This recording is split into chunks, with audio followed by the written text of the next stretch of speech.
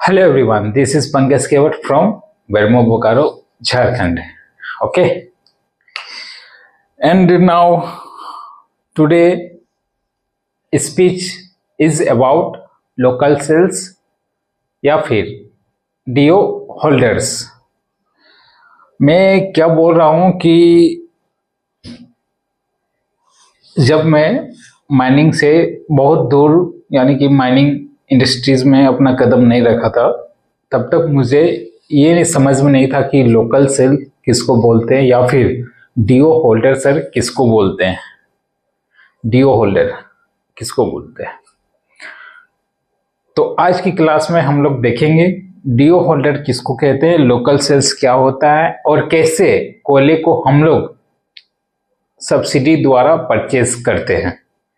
Okay, first of all ये आपकी syllabus में नहीं है, but as a mining engineering आपको ये कंसेप्ट होना चाहिए कि आपका कोयला कहाँ जाता है और कितने रेट में और कहाँ बिकता है। ओके, इन द केस अगर आप किसी कोल इंडिया फैमिली के मेंबर्स नहीं हो पाते हैं या फिर कोई वैकेंसी जब तक नहीं आती है तब तक एक बिजनेस मॉड्यूल यानी कि लोकल सेल्स या डीओ होल्डर के रूप में आप बिजनेस कर सकते हैं। इसको आप लेक्चर्स या फिर क्लासेस ना समझ के इसको आप बिजनेस मॉड्यूल बनाइए या फिर बिजनेस मॉड्यूल समझिए कि बिजनेस मॉड्यूल की एक क्लास चल रही है। माइनिंग इंजीनियरिंग है, कोयल इंडस्ट्रीज में आपका भी यही रोल रहता है कि आप कैसे बिजनेस करते हैं, कैसे कोयला से आप बिजनेस करते हैं, कैसे आपकी अर्निंग होती है और उस बिजनेस में जितनी कम लागत, जितनी कम इन्वेस्टमेंट है उतनी आपकी प्रॉफिट है। ओके, तो आज की क्लास लोकल सेल। एनीवेज, और भी बहुत सारे विस्थापित लोग हैं और जनरल लोग हैं जिन्हें कोयले में व्यापार करना है, बट कोयले की व्यापार का तरीका या फिर क्या इसके लिए डॉक्यूमेंट्री लगती है ये नहीं पता है। तो आप सब के लिए भी ये क्लास या ये स्पीच जरूरी है आप देखने का। ओके, ताकि अगर आप मन बनाए हैं कोयले का व्यापार करना या कोयल बिजनेस में कदम रखने के लिए तो आप ये कंसेप्ट या फिर ये लेक्चर आपके लिए काम आ सकता है। ओके, तो सबसे पहले डीओ होल्डर अगर आप भी किसी कोयल इंडस्ट्री में या फिर किसी डीओ होल्डर को पूछिए कि डीओ होल्डर का फुल फॉर्म क्या आता है, या कोई भी वर्कर का किसी भी वर्कर के पास जाइए और पूछिए सर डीओ होल्डर का फुल फॉर्म क्या होता है, क्या मीन्स होता है डीओ होल्डर, तो आपको भी अभी तक जवाब आएगा कि मुझे नहीं पता। एग्जैक्टली कोल इंडिया में जितने ऑपरेटर्स या इलिटरेट पर्सन्स है उन्हें प्रैक्टिकली कोयल्स में कैसे प्रोडक्शंस करना है, क्या उसकी रिस्पॉन्सिबिलिटी और ड्यूटी है, ये सब चीज उन्हें पता है। बट अगर इसके अलावा आप अगर कुछ क्वेश्चन राइज कर दो तो फिर आई एम सॉरी, मुझे नहीं पता। तो सबसे पहले अगर मैं झूठ बोल रहा हूं या फिर हमारी बातों पे आपको यकीन नहीं है तो आप अभी भी किसी ऑपरेटर, किसी स्टाफ या कोल इंडिया के फैमिली मेंबर्स या किसी से भी पूछ लीजिए डीओ होल्डर का फुल फॉर्म क्या होता है, डीओ होल्डर क्या करता है। तो एक नंबर का ऑब्जेक्टिव ये भी बन सकता है, डीओ होल्डर मीन्स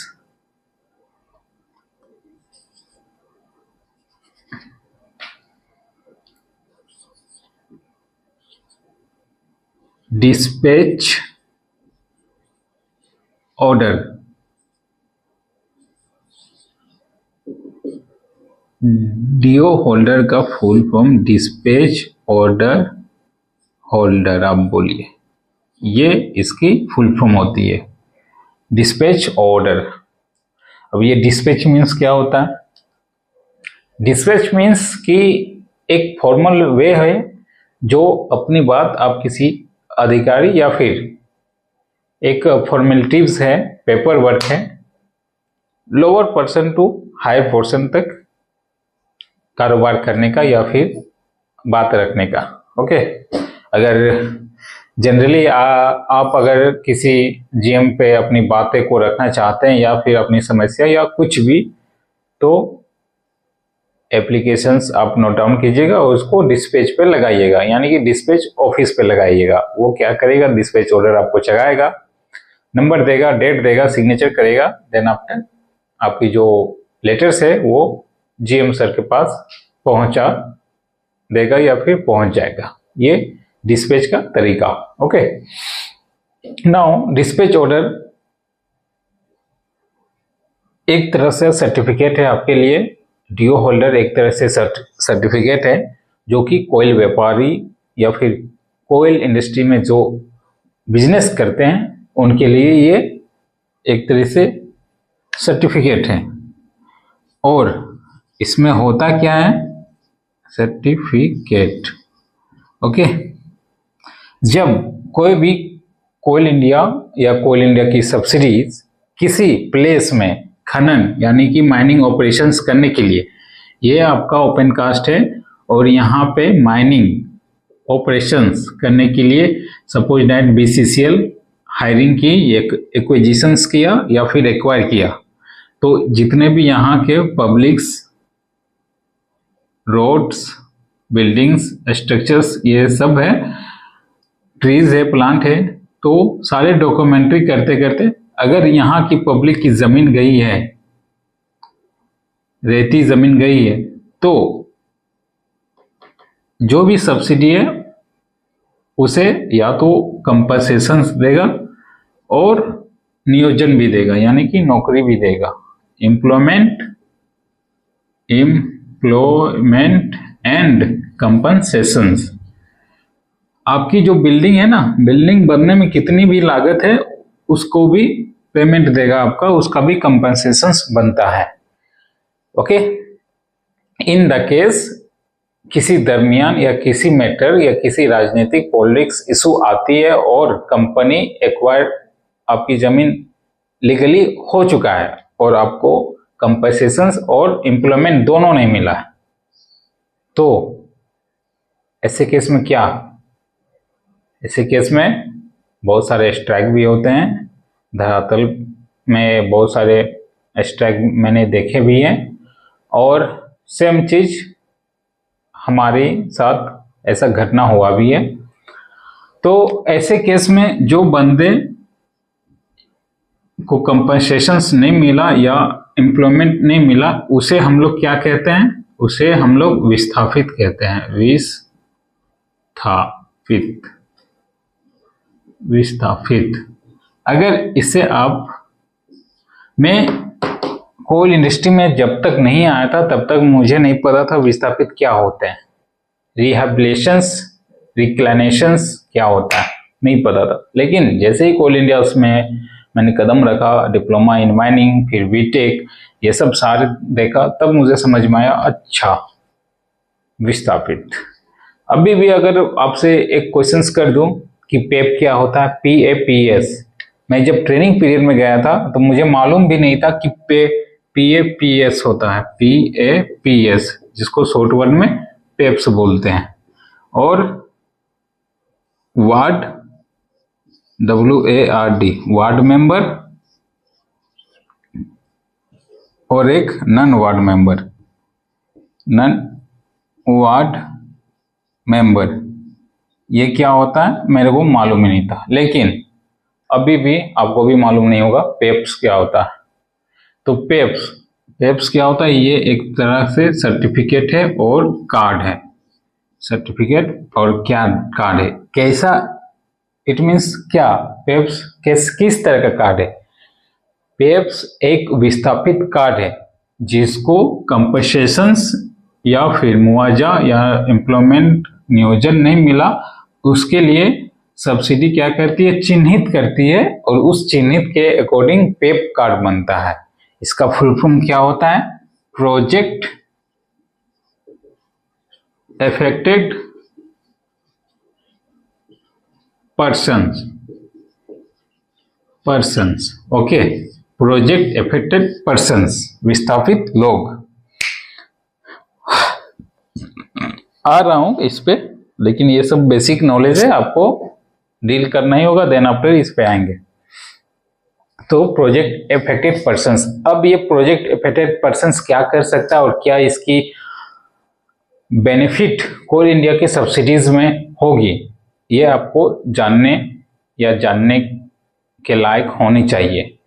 क्योंकि आप कहाँ उतर रहे हैं, डिस्पैच ऑर्डर यानी कि बिजनेस में, कोयला के बिजनेस में। अगर नियोजन मिल गया, कंपनसेशन मिल गया, वेरी गुड ओके। अगर नहीं मिलता है तो विस्थापित लोगों के लिए ऐसे बहुत से रूल्स रेगुलेशंस बने हैं जो कि आपके हित में बने हैं। यानी कि अगर विस्थापित को नियोजन नहीं मिला है, कंपनसेशन नहीं मिला है, तो पेप कार्ड बनवाइए और पेप कार्ड से आप किसी भी कोल इंडिया या आपके जिस एरिया यानी कि जिस सब्सिडी ने आपकी लैंड को एक्विजिशंस किया है, उस सब्सिडी में आप टेंडर्स इजीली ले सकते हैं। कुछ टेंडर्स जो होता है गवर्नमेंट का, कोल इंडिया या फिर सब्सिडी का कोई कॉन्ट्रैक्ट ऐसा होता है, कुछ कॉन्ट्रैक्ट ऐसा होता है, टेंडर्स ऐसा होता है जो कि रिजर्वेशंस की जाती है सिर्फ और सिर्फ विस्थापित लोगों के लिए। पहला प्रायोरिटी विस्थापित का ओके। देन आफ्टर और इसे क्या फैसिलिटीज मिलेगी विस्थापित को? ऐसी फैसिलिटीज आपको हॉस्पिटलिटी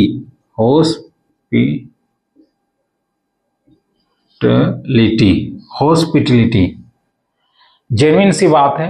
अगर आपको जरा सा जख्म या कुछ क्षति हुई, या सपोज दैट मेरा यहाँ पे थोड़ा सा कट गया, जिसको हमें डाउट है कि आगे चल के ये टिटनेस का या कुछ वायरस और बैक्टीरिया बैठ सकता है, तो हम क्या करेंगे, टिटनेस का सुई लगाएंगे। और सुई कहाँ लगाएंगे? आप घरेलू कंपाउंडर के पास जाएंगे या कोई मेडिकल या नर्स के पास जाएंगे और उन्हें कहेंगे कि टिटनेस की सुई लगा दीजिए हमें। डेफिनेटली एक टिटनेस की सुई का भी जो भी प्राइस है, आपको मिनिमम कोई नर्स या एक कंपाउंडर या एक डॉक्टर आपको 100 से 200 रुपया चार्ज कर सकता है। जेन्युइन रेट है ये, 100 से 200 रुपया। लेकिन यही टिटनेस अगर आपके पास पेप कार्ड है तो जाइए free of cost, hospitality free of cost. सिर्फ इतना ही नहीं पता है बहुत सारे लोगों को, अगर कोई भी बीमारी है आपके पास, हॉस्पिटलिटी जाइए। गांधीनगर सीसीएल की 1 नंबर हॉस्पिटल है, बहुत वेल एंड डेवलप्ड हॉस्पिटल है, आपको सर्विस 1 नंबर की मिलेगी। लेकिन विस्थापित कार्ड होना चाहिए या सीसीएल एम्प्लॉय या सीसीएल के फैमिलीज में आना चाहिए ओके। ये आपकी पहली प्रायोरिटी, पहला बेनिफिट। देन आफ्टर एजुकेशन, ये भी हमारे गांव या हमारे लोग या हमारे शहर के जेन्युइन जो आदमी हैं उनको भी नहीं पता है कि एजुकेशन, अगर आप पेप कार्ड या विस्थापित लोग में से हैं तो आप सब्सिडी की कोई भी एजुकेशन फ्री ऑफ कॉस्ट ले सकते हैं। और अगर फ्री ऑफ कॉस्ट नहीं भी है तो जो सीसीएल एम्प्लॉयमेंट की जो रेट जाती है उतनी रेट में आप एजुकेशन से ले सकते हैं, अपने बच्चों को दिला सकते हैं। फॉर एग्जांपल हमारे एरिया में सीसीएल है तो सीसीएल डीएवी है, तो आप डीएवी में अपने बच्चे को फ्री ऑफ कॉस्ट एजुकेशन करवा सकते हैं। अगर ये नॉर्म्स नहीं बनाए तो आपकी गलती है, आपने आवाज नहीं उठाया और आप अपने जीएम या फिर जो भी मैनेजर्स हैं उनसे डील अच्छे से नहीं कर पाया। Otherwise free of cost education अच्छे जगह पे बाकी सब्सिडी देती है। NMDC free of cost education देती है, free of cost skill development का प्रोग्राम करवाती है। इनफैक्ट कि आपको कंपनसेशन भी देती है, स्टाइपेंड भी देती है 8,000 6,000, जो कि अभी निकला हुआ है सीसीएल द्वारा okay. Junior education, primary education, secondary education आपको फ्री ऑफ कॉस्ट मिल गई। Then after what, then after इसी एजुकेशन के अंतर्गत सीसीएल के लाल लाडली योजना आता है, या फिर बीसीसीएल या कोई भी सब्सिडी के लाड लाडली योजना आता है, लाड एंड लाडली योजना। इसमें आप क्या, अगर किसी बंदे या किसी स्टूडेंट को सपोज दैट डॉक्टर्स बनना है, आईआईटी में जाना है, या फिर मेंस जाना है, या किसी भी फील्ड में जाना है, कंपटीशंस नहीं होता है। आपकी जो 12th या 10th की जो मेरिट है, जो आपकी रिजल्ट है, आप अप्लाई कीजिए ऑनलाइन, सारे डॉक्यूमेंट्स लगाइए, मेरिट में सिलेक्शंस हो गए तो आपको फ्री 11, 12 प्लस आईआईटी या फिर मेंस या फिर मेडिकल की क्लासेस फ्री ऑफ कॉस्ट देगी, और वेल डेवलप्ड क्लासेस। हेडक्वार्टर में मैंने देखा भाई 4-4 एसी एक रूम में, टेबल बेंच कुर्सी ये सब सारे फर्स्ट क्लास, डिजिटल क्लासेस, उसके बावजूद भी खाना आपका 15 रुपये प्लेट। ये सब सारे फैसिलिटी आप किसी बंदा को, आप देख रहे होंगे कहीं भी माइंड चलता है और विस्थापित लोग के उसकी क्या हालत और क्या स्थिति रहती है, उस बंदे को अगर ऐसी फैसिलिटी मिल जाए तो वो तो सोचेगा भाई 5 स्टार होटल में हम आ गए, इतनी बढ़िया क्लासेस, इतनी बढ़िया फैसिलिटीज, इतना कम में आपको खाना और सब चीज़ फ्री ऑफ कॉस्ट, आपको रहने के लिए भी दिया जाएगा। तो ये एजुकेशन, हॉस्पिटैलिटी और टेंडर्स की तो हो ही रही बातें, और भी ऐसे बहुत सारे विस्थापित हित में डीएमएफटी फंड भी विस्थापितों के लिए ही होता है। डीएमएफटी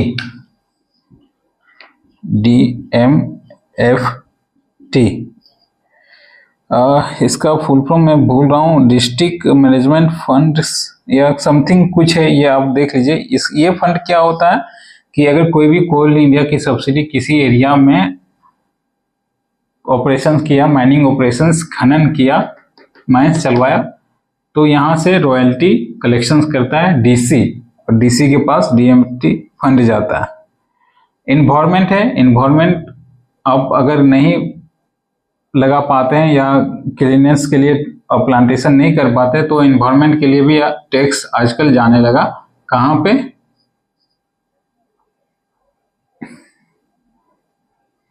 इन्वायरमेंट का ऑफिस, वन पर्यावरण विभाग पे आजकल के टैक्स के रूप में देते हैं कि आप अपनी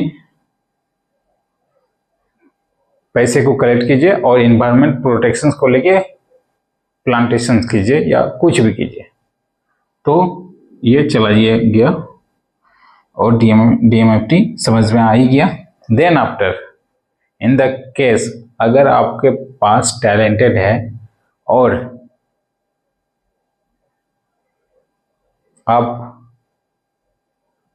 और डेवलप करना चाहते हैं अपने आप को, सपोज आपकी हायरिंग होगी ऑक्सफोर्ड यूनिवर्सिटी में और आपके पास फंड नहीं है, तो जाइए अपनी पेप कार्ड बना के सीसीएल मैनेजर के पास जाइए और अपील कीजिए, सर मेरे पास फंड नहीं है, कृपया हमें फंडिंग देने की कोशिश कीजिए। 100% एजुकेशन के लिए आपको फंड मिलेगा। और ये एग्जाम्पल हमारे गांव में है, मैंने देखा भी है। ठीक है, हमारे सीनियर्स हैं, भैया हैं, अभी ऑक्सफोर्ड यूनिवर्सिटी में वो अपनी हायर एजुकेशन को कंप्लीट कर रहे हैं। मैं जरा चेकआउट कर लेता हूँ। हाँ, कंटिन्यू, क्लासेस रिकॉर्डिंग हो रही है। ओके, यहाँ तक बातें समझ में आ गई। अब आते हैं वार्ड मेंबर। वार्ड मेंबर क्या होता है? वार्ड मेंबर, ये वार्ड मेंबर इलेक्शन वाला वार्ड नहीं, ये वार्ड मेंबर्स ऑफ सीसीएल्स, बीसीसीएल्स या एसीएल या कोल इंडिया की सब्सिडी, यानी कि एम्प्लॉयमेंट का बच्चा ब्लड रिलेशंस होना चाहिए। तो जो भी, अगर हमारे पिताजी सीसीएल में, बीसीसीएल में या सब्सिडीज में, हम उनका ब्लड रिलेशंस हैं, तो हम वार्ड मेंबर के अंतर्गत आते हैं, यानी कि इसका सर्टिफिकेट बनता है जिसमें आपको प्रेफरेंस मिलता है कि क्या क्या प्रेफरेंस मिलेगा, ट्रेनिंग में मिलेगा, स्किल डेवलपमेंट में मिलेगा और हॉस्पिटलिटी, ये सब तो मिलता ही मिलता है।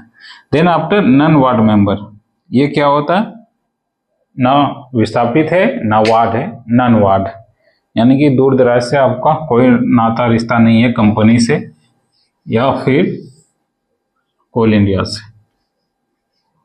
ये यहां तक बातें बेसिक। अब आते हैं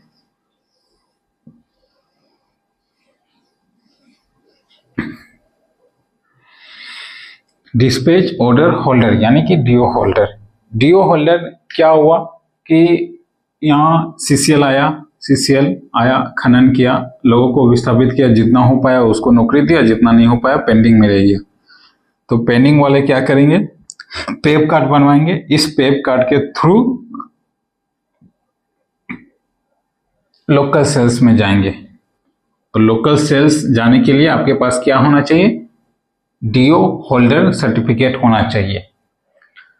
इससे क्या फायदा है, कंपनी क्या करती है कि हम अगर किसी प्लेस में खनन कर रहे हैं, कोयले को एक्सट्रैक्शंस कर रहे हैं, निकाल रहे हैं, तो कुछ तो हमारा अपना पर्सनल सेलिंग होगा, मतलब कोल इंडिया की खुद अपनी पर्सनल सेलिंग, वो कहीं भी भेजे, गवर्नमेंट को भेजे या फिर ऑस्ट्रेलिया, दुबई या फिर कहीं भी भेजे, उसकी मतलब। लेकिन उसी में से 10 या 30% आई थिंक नहीं है, समथिंग कुछ परसेंट है, और पूरी मेरे को पता नहीं कितनी परसेंट है होगी, शायद सपोज 30% मान के रखते हैं।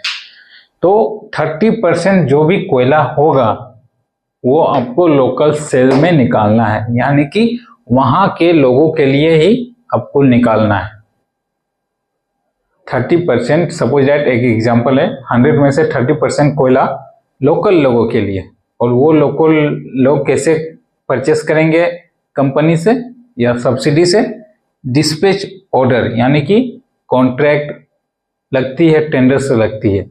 अगर 500 टन, 500 बहुत कम अमाउंट हो गया, समझ लीजिए 5000 टन, 5000 टन की बोली लगी। 1 टन की प्राइस अभी जो मार्केट प्राइस चल रही है, सीसीएल जो रखती है अपनी प्राइस कि भाई हम 5500 में प्रति टन कोयला को निकालेंगे, तो इसके अकॉर्डिंग 5000 टन की बोली लगी।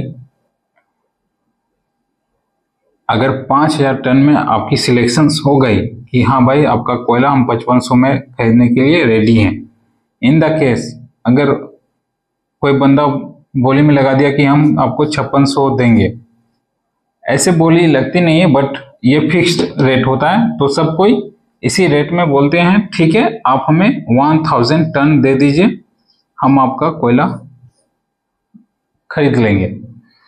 बाकी कोयला कोई बोला 50 टन दे दीजिए इस रेट से, तो इसी तरह सारे कोयले को बिक जाता है, यानी कि उनके नाम पे डिस्पैच ऑर्डर लग गया। लेकिन जो बंदा विस्थापित है, पेप कार्ड वाले हैं, उन्हें स्पेशल कंडीशंस दी गई है कि भाई ये जो 5500 हम लोग प्रति टन ले रहे हैं, इसमें से आपको ओनली कितना लगेगा, या तो 5200 या फिर 5300 प्रति टन कोयला, इस तरह से रेट विस्थापित के लिए, यानी कि 200-300 डिस्काउंट देती है कौन, कोल इंडिया सब्सिडीज। सीसीएल है तो सीसीएल 200 रुपया, जेन्युइन से कम, या फिर 300 रुपया जेन्युइन से कम, तो ये प्रॉफिट आपका। वन मोर थिंग, अगर आप वीआईपी में आते हैं, वीआईपी मीन्स क्या, वहां के विस्थापित पेप कार्ड में आते हैं, तो आपकी पहली गाड़ी फिलिंग होगी, कोयला आपको पहले मिलेगा, देन आफ्टर बाकी लोगों को। ये ट्रक हो गया, कोयला पहले आपको लोड किया जाएगा, आपकी गाड़ी वीआईपी है, आपको पहले वहां से डिस्पैच में निकाला जाएगा, तो आप निकाल के कहीं भी उसको सेल आउट कर सकते हैं। ओके, इसके बाद अभी और कंसेप्ट दे रहे हैं, बिजनेस है, समझिए बहुत फायदेमंद बिजनेस है। ये आपका प्रॉफिट हो गया, आपने बोली लगा लिया 100 टन का, तो 100 टन आपने परचेस कर लिया सीसीएल से। अब आप क्या करेंगे, उस टन को बेचेंगे कहाँ? भाई आपकी मर्जी है, आपने 5200 दिया, 5200 दिया है, आप उसको 10,000 प्रति टन में बेचिए, 15,000 प्रति टन में बेचिए, या किसी केस में आप कहीं भी बेचिए, लेकिन पैसा लगाया है, लोडिंग लगाया है, ट्रांसपोर्टिंग लगाया है, तो आपको जाहिर सी बात है कोयले की रेट भी आप ज़्यादा रखेंगे। सपोज दैट आप यहाँ से बंगाल से भेजते हैं, या फिर आसनसोल या डेयरी हंसम या बनारस भेजते हैं, तो यही कोयला आपका कितना रेट में बिकेगा? जेन्युइन रेट में 3 गुना में चले जाइए, फुल स्टीम रही तो और आपका महंगा मिलेगा, अगर आरओएम रहा तो थोड़ा लो प्राइस में मिलेगा। अब यहाँ फुल स्टीम और ROM, full steam and ROM, ये समझिए क्या होता है। आपका डिस्पैच ऑर्डर यानी कि टेंडर्स जो हुआ है, अगर आपने फुल स्टीम के लिए लगाया तो आपको स्टीम कोयला मिलेगा, अगर आरओएम के लिए लगाया तो आपको आरओएम कोयला मिलेगा। फुल स्टीम क्या होता है? ये ऐसा ब्लास्टेड साइज है कि आपको उसी साइज में सब ढेला टाइप में, लोकल लैंग्वेज में ढेला टाइप में कोयला को आप मिलेंगे। और आरओएम जिस माइन से जैसा कोयला निकले, या तो ढेला निकले या हम लोग चूर माल बोलते हैं लोकल लैंग्वेज में, जैसा माइंस में निकले वैसा कोयला आपको लोड होगा और चलते बनिए। ओके, ये लोकल लैंग्वेज में। बट इंजीनियर के टर्म में फुल स्टीम किसको बोला गया है? Just wait, full steam 20 micrometre. Just 1 minute में कंफ्यूज हो गया, देखता हूँ फुल स्टीम की जो लेंथ है, साइज है, वो कितनी है।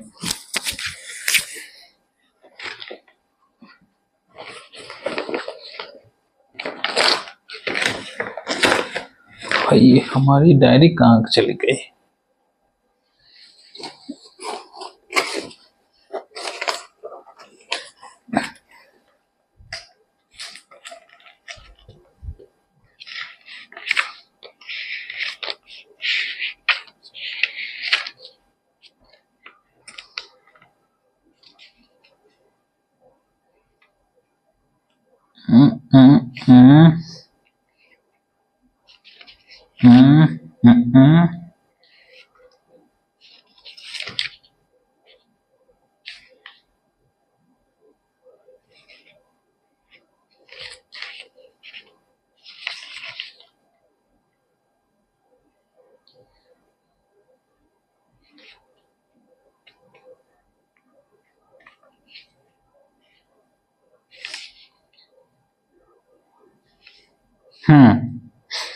आरओएम का डाटा है, इसकी जो साइज होती है,